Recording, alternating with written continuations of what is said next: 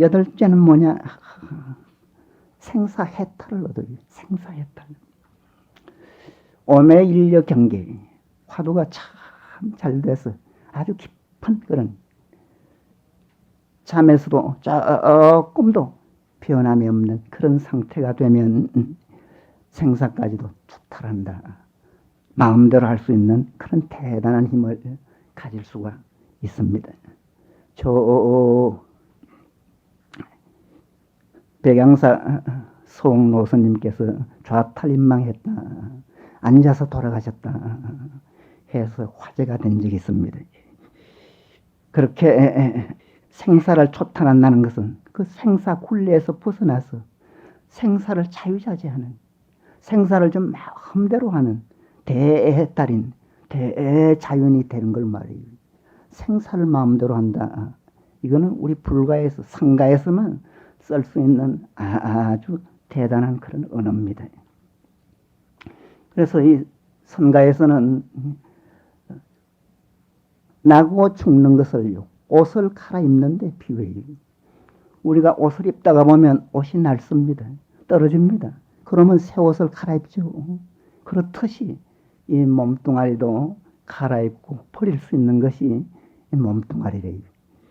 그래서 그런 것은 대단한 그런 선정력이 없으면 어렵다고 합니다. 그리고 옛날에 그 수행이 대단한 분들 중에서는 참 삶과 죽음을 마음대로 한 그런 분들도 많았어요. 어떤 선사들은 옛날에 그 스님들이, 큰 스님이 돌아가시면 문상간 스님들의 첫 마디가 어떻게 돌아가셨어요? 물었다고 해요.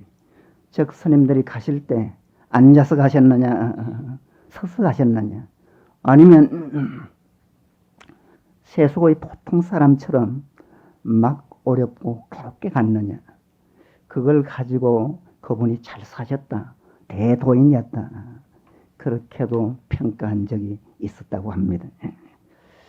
이 고성이라면 대부분이 자탈인망했어요. 앉아서 돌아갔어요. 그 어떤 스님은 차고향하다가 점심고향하고 이 차를 마시는데 차고향하고 나서 난 갈라네 하더랍니다. 스님 어디 가실랍니까? 어디 다녀오실랍니까? 갈라네 하면서 당신 방으로 올라가시더라는 거예요. 앉자마자 그대로 가시는 거예요. 그래 가니까 제자들이 얼마나 설깼어요. 막 울고불고 했는 거래요. 그랬더니 삐식이 또 살아나더랍니다. 일주일간 사람은 그렇게 가는 것이다. 너무 슬퍼하지 말라. 내 할 일 다 해놓고 가니까 너무 슬퍼하지 말라. 안심시키는 법문을 일주일간 잘 하시고는 또 오래 가시더라는 거예요.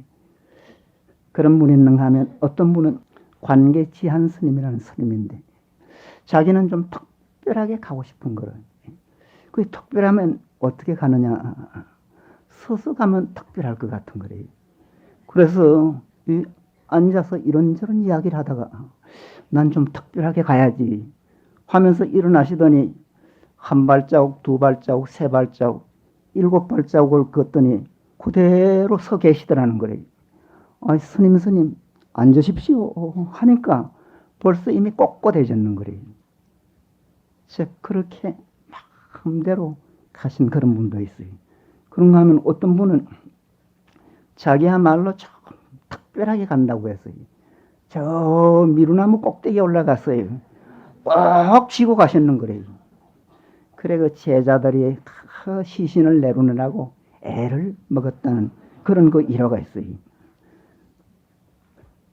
어떤 분은 또 그 도반 스님 장례식 때 가니까 그 한 사람 그 뒷바라지 하는 것이 보통 일이 아니거든요. 그렇죠. 이 도반 스님의 그 시신을 태우려고 장작더미를 막 잔뜩 쌓아놨는데 불을 막 지피려고 하는데, 그 화를 하려고 하는데 잠깐 하더니 당신을 올려달라고 하더라는 거예요. 올려드리니까 올라가자마자 그냥 꼿꼿해지는 거예요. 그래서 같이 화장을 해드렸다, 그런 이야기도 있고요. 이 전부 싫어합니다. 중국 송나라 때 덩은봉이라는 스님이 계셨어요. 이분은 좀 괴각스러운 분이래요. 이분도 여러분이 계시는데 난 청하를, 즉 돌아가시는 모습을 좀 특별히 하고 싶다. 그럼 어떻게 가면 특별하겠느냐? 앉아서 간 분은 그건 보통이고 예사로운 일이고, 그 당시는 뭐 예사로웠다는 거래요.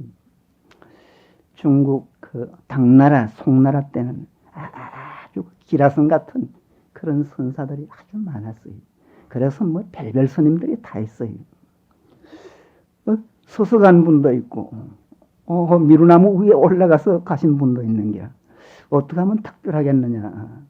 어떤 젊은 스님이 물구나무 쓰기 해서 가면 특별하지요 하더라는 거예요. 듣고 보니까 그럴듯하거든요. 그래. 그러더니 일어나더니 가사장삼 다 수했는데 그냥 물구나무 쓰기를 노인답지 않게 하더라는 거예요. 희한 것은 거꾸로 섰는데도 가사장삼이 조금도 흐트러지지 않는 거예요. 그래 한참 계시기에 스님 뭐 팔 아픈데 뭐 그만 푸십시오 해도 그냥 서 계시는 거예요. 벌써 꼿꼿하게 가셨는 거예요. 그래 그 아무데 어떤 스님이 물구나무 쓰기 해서 갔다 뭐 소문이 자자했는 거래요. 막 구경하러 구경꾼들이 참 구름처럼 모여들었다. 그런 그 기록이 있습니다. 그런데 이 화장을 해야 되는데 사흘 만인데 장례식을 치르려고 하니까 그대로 서 있는 거래요. 그래서 그 대중들이 아주 황망했다는 거래요. 그래서 어쩌나 하고 납관을 해야 되는데 모두 걱정을 하고 있는데 그 스님들이 많이 모였는데 어떤 그 비구니 스님이 대중 앞에 나타나더니 그 시체를 보고 괌을 치는 거리. 오라버니 스님, 이 무슨 꼴이냐고. 살아생전에도 그렇게 괴각질 하더니 죽어서도 괴각질을 하느냐고. 그러면서 가서 설적이래 미니까 그만 힘없이 쓰러지더라는 거예요. 그렇게 안 쓰러지고 그렇게 꼿꼿한 그 시신이. 그래서 잘 장례식을 치루었다. 그런 그 이야기도 있고요. 옛날에 그 방거사라고 있었습니다. 아주 그 유명한 그 거사인데 그분은 당나라 때 사람인데 그 젊을 때부터 아주 대단했던 분이래요. 과거를 보러 가는데 어떤 스님이 거사 부르더랍니다. 왜요? 어디 가시오? 과거 보러 갑니다. 과거 보러 가요. 그 과거 보러 가는 것보다 이 부처되는 게 안 낫소 그러더라네요.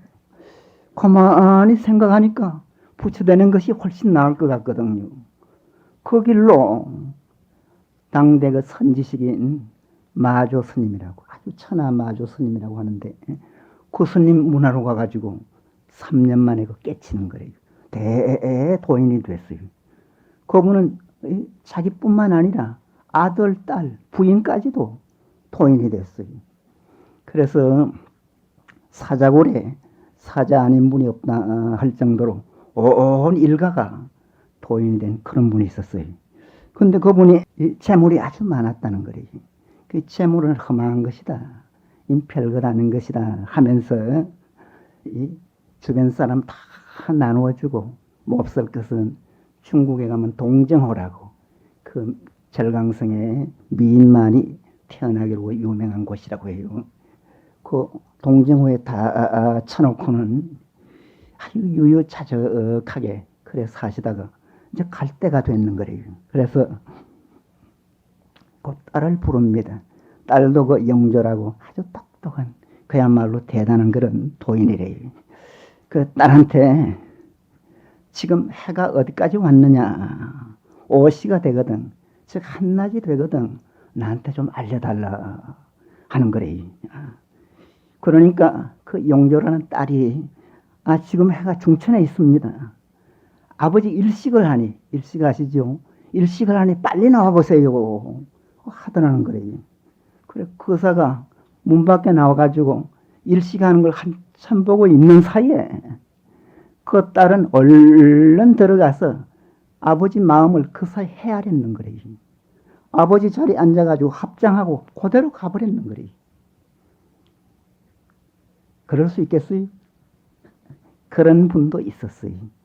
그 아주 대단한 분인데.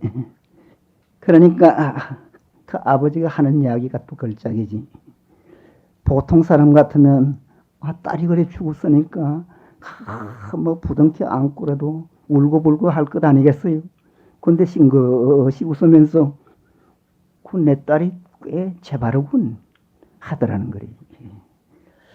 그런데 이제 그 여사는 그 영조의 그 뒤치다거리를 다 하고 일주일 뒤에 마침 그 고을 태수인 우적이라는 분이 방문을 했는 거래요. 그 우적하고 이런저런 깊은 도에 관한 이야기를 하고는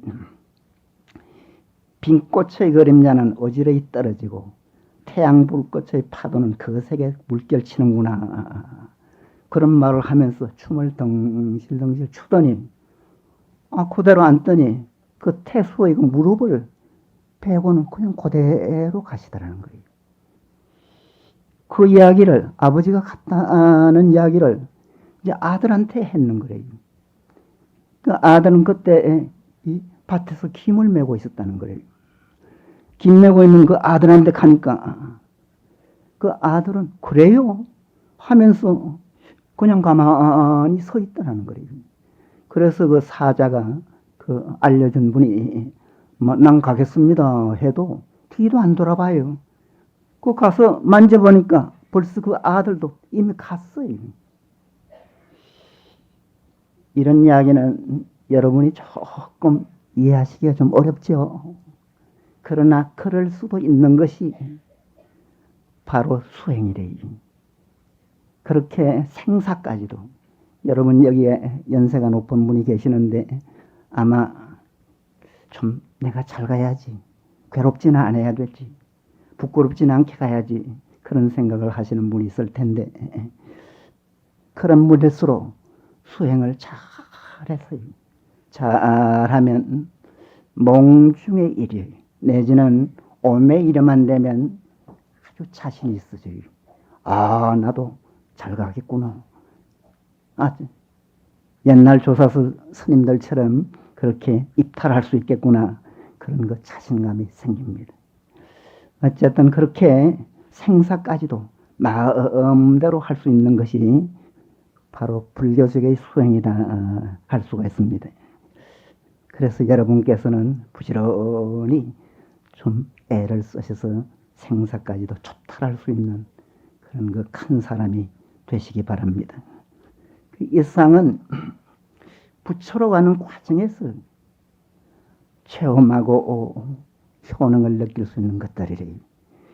아까도 말씀드렸지만 이 한국선에서는 너무 깨달음을 주장했기 때문에 너무 깨달음을 강조했기 때문에 이런 그 좋은 그런 효능에 대해서는 거의 이야기를 안 해요. 그런 이야기를 하는 분이 있으면 무슨 큰 그 공부에 장애가 된다고 했어요. 그래서 마군에 빠진다 하면서 막 호통을 치기도 했습니다. 이 선의 목적은 깨달음이래요. 그러나 깨달음까지 가는 그 과정에서 여러 가지 부수적인 그런 효능을 많이 느낄 수가 있습니다. 그것이 지금까지 얘기한 안심을 얻고 마음을 편안하게 하고 편안함만 가져도 아마 여러분이 상당히 만족하실 거예요.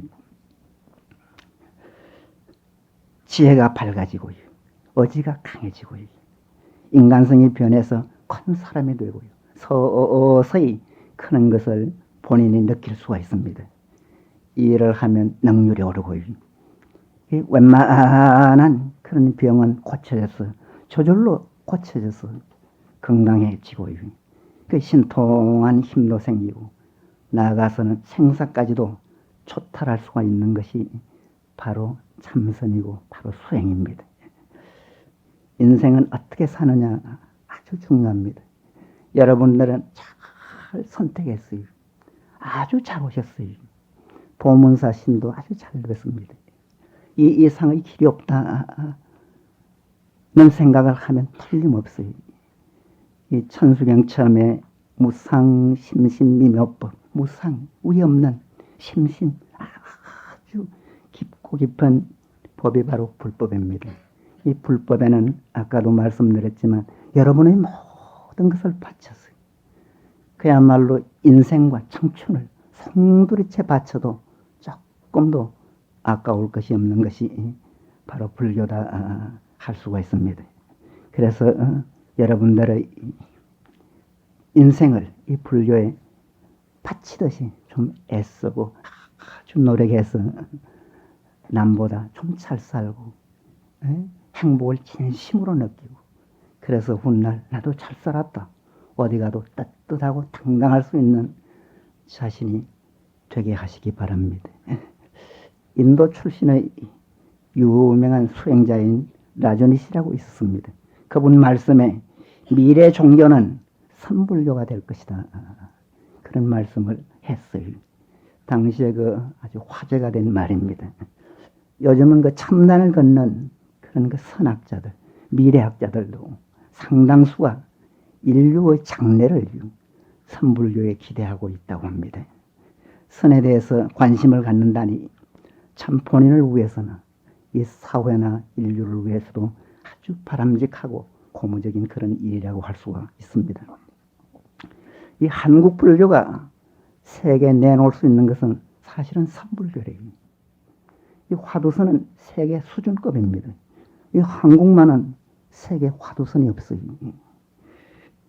그 화두선을 더 발전시키고 명환종사를 좀 많이 배출해서 즉 선지식을 많이 배출해서 인류에게 기여해야 되는 것이 오늘 우리들의 몫이 아닌가 합니다. 여러분께서도 선수행을 잘해서 본인뿐만 아니라 인류에게 큰 이바지가 되게 하시기 바랍니다.